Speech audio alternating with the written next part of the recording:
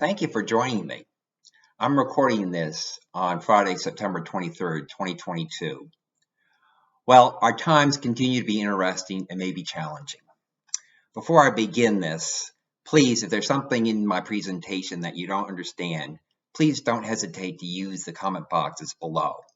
Also, if I say something that you disagree with, again, please use the comment boxes below or any feedback. In any case, I'd love to hear from you. On the bright side, if you graduated from college this year, you entered into the best job market for college graduates since economic statistics began to be recorded. And I bet your parents are elated as well. But there are some downsides. Today, the markets closed lower. And in fact, the Dow Jones Industrial closed at a record low for 2022. Year-to-date, bond prices are down 14%. As measured by the Barclays Bond Index, and equities are down 32% as measured by the S&P 500 Index. Yesterday, the Fed tightened monetary policy again with a 75 basis point increase in the Fed fund rate. And at the Jackson Hole conference, Chairman Powell reiterated his resolve to fight inflation, even if it did cause some economic pain. Many of you expressed concerns about your 401k, your brokerage accounts. 2022 has been a really dreadful year.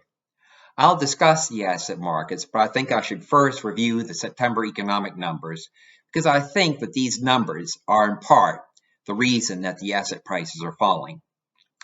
Actually, September started out rather optimistically.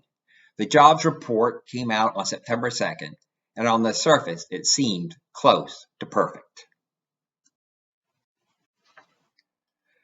So here's what the jobs report had to say for the month of August. There were 315,000 new jobs created compared to the 528,000 in July. This was a sign the jobs market was still positive, but cooling down, giving a signal that the Fed might be able to ease monetary policy and inflation could come down. Then the labor force increased by almost 800,000, which was very welcome. As you know, in my past podcasts, I've been very worried about the low labor participation, and this seemed to ease my worry. Employment also increased, so that half of those who entered the labor force found jobs immediately. What isn't there to like about this? Then the unemployment rate also rose. But this was not because unemployment was dropping, but because not everyone who entered the labor force could find a job immediately.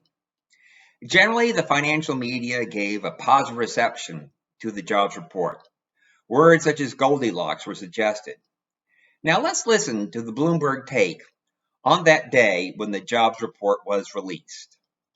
So a significant number of people going back into the labor force looking for jobs, and that is something the Fed wants to see. The U6 underemployment rate, interestingly enough, though, rises to 7% from 6.7%. And I don't know if I mentioned this, the overall unemployment rate rises to 3.7%, and that would be a function of those people going back into the labor force.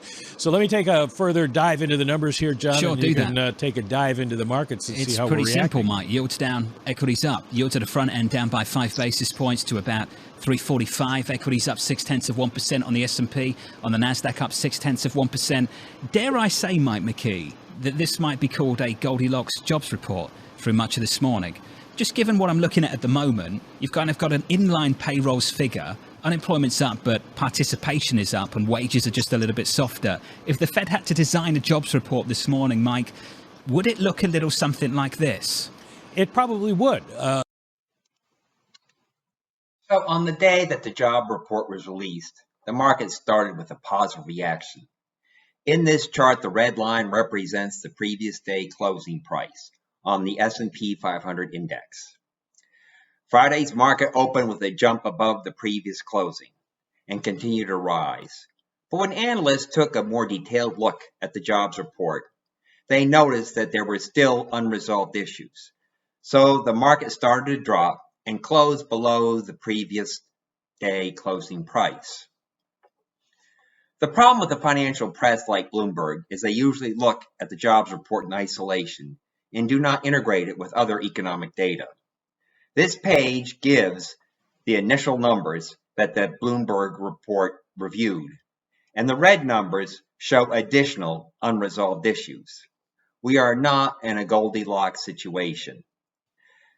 The wage increases in August remain the same as in July, 5.2%. But while inflation dropped slightly in August to 8.3%, the average wage earner continued to lose more and more purchasing power. And this loss in purchasing power cannot be sustained forever. Additionally, real GDP is the key measure of economic activity. For the first 2 quarters of 2022, it has declined, even though the demand for labor is at an all-time high. Bloomberg did not consider this on that Friday, but I think that this is a key factor in the large drop in both bond and stock prices in 2022. The 8.3% inflation is only slightly better than the 8.5% in July. Many are forecasting for inflation to subside. Certainly energy prices are beginning to fall, and commodity prices in general have fallen. So it does seem likely that inflation should soften over the next few months. However, remember, inflation is the average percent growth in prices. So even if inflation went to zero, the price levels for food, cars, and housing will still be extremely high. For prices to go down to their 2019 and 2020 levels, we would have to experience some significant deflation, and I don't think this is going to happen. Many claim that we're in a hot job market. I am beginning to believe that it is not a hot job market, but rather a clogged one. This month, I drilled down into the data sets to produce this chart, which shows why I think the job market is clogged. Here we show data combined from the jobs report and the latest job openings and labor turnover survey. When these two data sets are combined, we begin to see the clog. The purple bar shows openings, the orange bar shows successful hires, and the blue shows separations. The top bars, the top 3 bars, show openings, hires, and separations for the entire economy. The second from the top, the purple line, shows the total number of unemployed. It is clearly evident that there are twice as many job openings as unemployed. There were over 11 million job openings, as depicted by the top purple bar. Of these vacancies, 6.3 million were filled with hires. But the blue line shows that close to 6 million left their job by taking on another job or going back to school or retiring. Nonetheless, we continue to experience an inability to get the unemployed back to work. The rest of the chart breaks down openings, hires, and separations by industry. The industries with the most job openings are professional and business services, healthcare, trade, transportation, utility, and hotel accommodation. Originally, I and others believed that there was a mismatch between skills demanded and skills of the unemployed. Again, as I drill deeper into the data, this chart shows why I now think that this is wrong. Again, I show job openings and the number of unemployed. The orange line represents the number of openings that do not require a college degree, while the blue line depicts the number requiring a college degree or more. The gray bar represents the unemployed. First, note that even if none of the unemployed had a college degree, the number of openings not requiring a college degree outnumber the number of unemployed. While the professional and business service industry is highly reliant on college-educated workers, the transportation, retail trade, utilities, and hotel accommodation industries do not. We have shortages of truck drivers, hotel workers, daycare workers, flight attendants, baggage handlers, electric utility workers, and many other blue-collar occupations. It is these shortages that prevent us from fixing the supply chain bottlenecks that continue to crimp our economic growth. All of these types of workers are essential for our economy to run. I fear that for almost 70 years, our culture and entertainment industry have degraded and ridiculed blue-collar workers. In the 1950s, it was the Honeymooners, the sitcom that had Ralph Kramden, the bus driver, and Ed Norton, the sewer worker. They looked comically and mentally incompetent. This ridicule continued in the 1970s with All in the Families, longshoreman Archie Bunker, a dim-witted bigot. And then the ridicule continued with Fox Homer Simpson, a utility worker. Perhaps these occupations have been so negatively stereotyped that people avoid them. And we are about to feel the negative effects of our culture's demeaning of these workers. It seems the only way out of this is to pay these essential workers more and to have a cultural shift that starts to express an appreciation for what these workers do. There is a myth that a college degree is the end-all and be-all. This is buttressed by a statistic from the current population survey that says college grads are paid on average 64% more than just high school graduates. So many policymakers claim that we can increase someone's pay by 64% by sending them off to college. But this is just not true because it assumes that the non-college population has the same aptitude for college that the college population has. Additionally, if you take out the STEM, science, technology, engineering, math, finance, and medical fields, this differential between college and high school is much lower. But the high school only and going to college only are not the only choices. It is a false choice. There are many skilled, high-paying occupations that do not require an expensive 4-year college experience. These occupations do not require more than 2 years of training, and in some cases only require 6 months of training in a vo-tech program, and burdensome loans do not need to be taken out.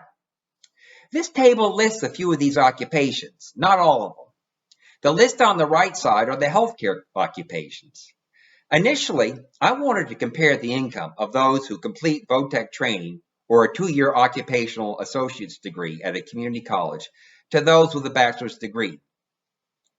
I was stunned to find that the current population survey does not collect data on the completion of vo-tech training. So to find the occupations that don't require a college degree but require a license and at least some vo-tech training, I searched for every person over the age of 25 who was in a licensed job but did not have a bachelor's degree or didn't go to college at all. From that, I got a list of occupations satisfying that specification. And then I got a list of all the individuals without any college in those skilled occupations. Some of the occupations are listed here. What I found from this search was remarkable. Those who didn't go to college but were in a licensed profession out-earned those with a bachelor's degree by $6,000 a year. More astounding was that only 6% of those without college and with an occupational license were either not in the labor force or were unemployed, while 24% of those with a bachelor's degree were not in the labor force or were unemployed. They also did not have a large amount of college debt. Don't get me wrong, college is appropriate for some, but for others, going to a vo-tech route will be a better investment than going to college. Right now, these non-college skilled occupations are what's causing the clog. They are in high demand, and we need competent people to fill these jobs if the economy is to function. The problem now is to entice them to take the training to do these jobs. Regarding the horrible 2022 effect on securities such as stocks and bonds, I hope this chart puts things in perspective.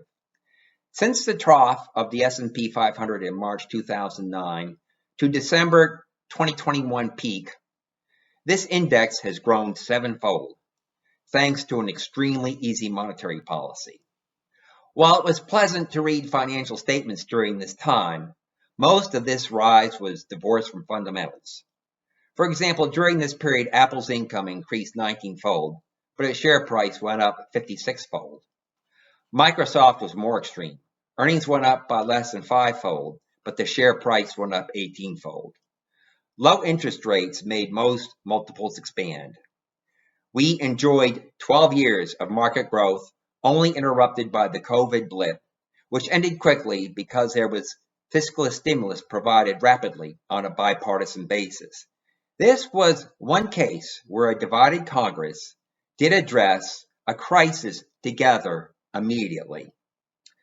On the bright side, asset prices today represent a better deal than they did in the beginning of 2022. Over the past decade, many financial advisors argued against bonds because the interest rates were close to zero, and when inflation was accounted for, the bonds were to guarantee a loss of purchasing power. Now that interest rates have come up to 4%, maybe bonds can resume their traditional diversification and risk management role. This is a daunting time for wealth management. We have never been in this situation before, where the aging of our population has set new highs in the share of dependents, and this has no chance of letting up. As I have shown, this is the first time that fundamentals are divorced from their asset prices. Birth rates are at record lows, and we can no longer rely on immigrants to fill the gap as we have done in the past. We have never been in a situation where job openings are twice the size of the unemployed and GDP is falling. We have never seen such contradictions in our economic measures. Despite the daunting nature of managing our savings and retirement, there are many opportunities. We have many needs. We are faced with a smaller labor force share. We have astronomical education and healthcare costs, and we need to collectively reduce our carbon footprint. Yet necessity is the mother of invention, and there are plenty of smart individuals working on these challenges. Here is a list of some of the opportunities. Be aware this is a crowded field, and there are many who are working in it. There'll be many losers and a few winners. Trying to separate the two will be difficult. Many say investing directly into these is foolhardy. They say that during a gold rush it is better to sell the picks and shovels because the gold diggers need these tools. But most of the gold diggers went home empty. But this slogan is too simplistic for today. The tools that these listed fields need are varied, and at this point it's not even certain what tools will be needed. For those of you who have a financial advisor, this is the time that they'll need to earn their stripes. Those with a self-managed 401k, I hope your plan has a variety of alternative funds so that you can properly diversify. I don't think that just having a money market fund, a general bond fund, and let's say a S&P 500 index fund for your common stocks is adequate. I don't think it provides enough diversification. For example, if you buy an S&P 500 index fund, 24% of your purchase goes to only 5 companies: Apple, Microsoft, Amazon, Google, and Tesla. And these companies have already had a great run. There is no guarantee that they're going to have a great run in the future, and there might be other companies that catch up. If I were in this situation where I only had 3 of these funds, I would talk to my employer and ask if they could find another retirement fund provider that could provide more diversification alternatives. For those of you who have managed accounts, your manager should know you well enough to understand your needs, your time horizon, your ability to bear risk, and your goals. Your manager does not need to forecast the future perfectly. I don't think anybody can. But when your manager does form expectations, they need to communicate them clearly. Your manager or advisor needs to be transparent, alert, informed. You must be able to understand the strategy behind your account. Why has the manager selected the securities that they have selected? And above all, your manager or your advisor needs to be trustworthy. Thank you for joining me.